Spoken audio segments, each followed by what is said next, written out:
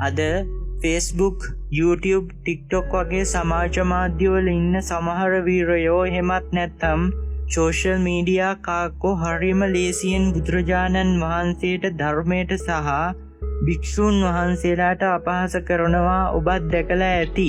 views සහ like ටිකක් ගන්න, ලාභ ප්‍රයෝජන ගන්න, ශාසනය විකුණගෙන කන මේ අයට ධර්මානුකූලව අත්වන දඩුවම කුමක්ද කියලා ඔබ දන්නවද?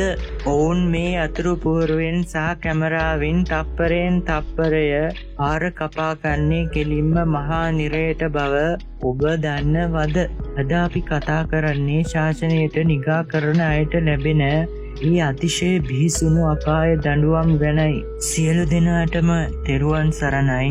අද ඔබ සම්බන්ධ වී සිටින්නේ තවත් අතිශය කාලීන සහ අපගේ මනසට තදින් වැඩෙන ධර්ම සාකච්ඡාවකටයි. අද සමාජයේ රැල්ලක් බවට පත් වෙලා තියෙන මේ ආගමට අපහාස කිරීම කියන ඩිජිටල් පාප කර්මය සහ ඊට සබහාදාමෙන් ලැබෙන දඬුවම ගැන අද අපි ධර්මානුකූලව විග්‍රහ කරමු. මේ වීඩියෝව අවසන් වන තුරුම රැඳී සිටින්න.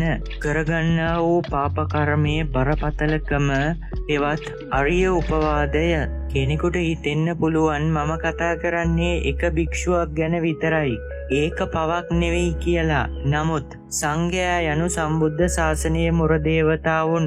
යම් භික්ෂුවකගේ පෞද්ගලික දුර්වලතාවයක් තිබුණොත් එය සමාජගත කරමින් සමස්ත ශාසනයටම හෝ උතුම් බුද්ධ චීවරයට නිගා කරනවා නම් ඔවුන් කරන්නේ අරිය උපවාදය කියන ආර්යයන් වහන්සේලාට අපහාස කිරීමේ බරපතල අකුසලයයි.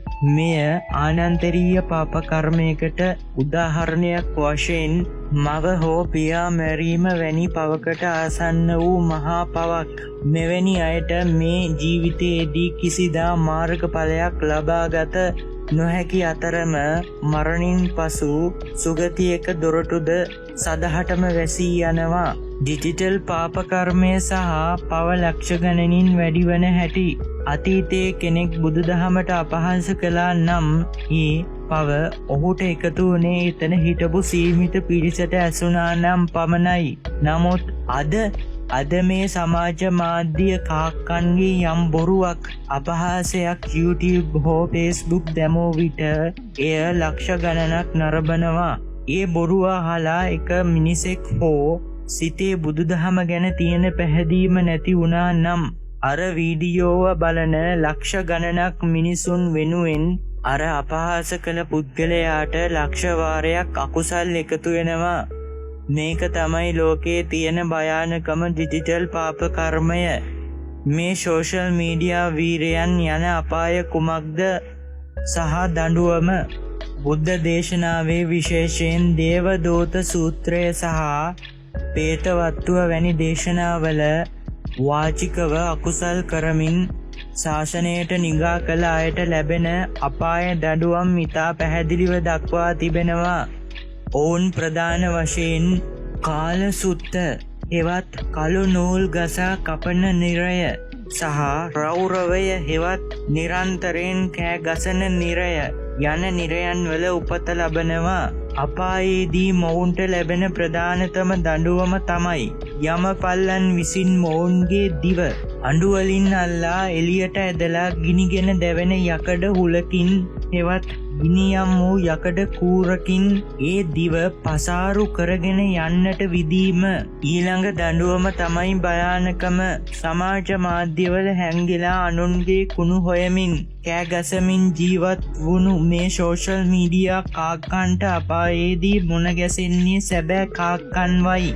අපායේ සිටින ගිනිගන්නා වූ යකඩ තුඩු ඇති යෝධ කපුටන් සහ ගිජුලිහිනියන් ඇවිත් අපාගත වූ මේ පුද්ගලයාගේ ඇස් දෙක සහ කට කොටින් යන ගලවාගෙන කඩා කනවා. එයින් ගැලවෙන්න මේ අයට කොතනවත් හැංගෙන්න බැහැ.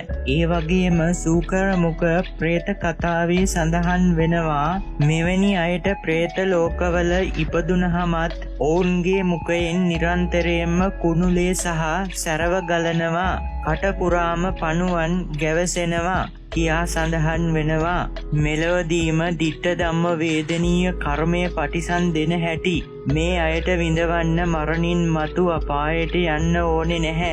මේ යතුරු පුවරු වීරයන්ට මෙලොවදීම කර්මය පටිසන් දෙනවා.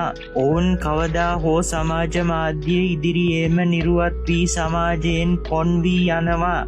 දරුණු සුව කළ නොහැකි රෝගාබාධ වලට විශේෂයෙන් කට උගුර සහ මොළය ආශ්‍රිත රෝගවලට ලක් වී අවසානයේ මානසිකව දැඩිසේ පීඩා විඳිමින් තමයි ඔවුන් මරණයට පත්වන්නේ. පින්වත් ඔබට ගත හැකි ආදර්ශය.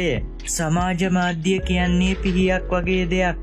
එයින් හොඳ වැඩ කරන්නත් පුළුවන්, මිනි මරන්නත් පුළුවන්. අද සමහරු Tamanගේ කුසගින්න නිවා ගන්න සහ ජනප්‍රිය වෙන්න මේ උතුම් ශාසනය පාවිච්චි කරනවා. ඔබ කිසි විටකත් මෙවැනි අපහාසාත්මක දේවල් ෂෙයා කරන්නවත් ඒවාට කමෙන්ට් කරමින් ඔවුන් දිරිමත් කරන්නවත් එපා.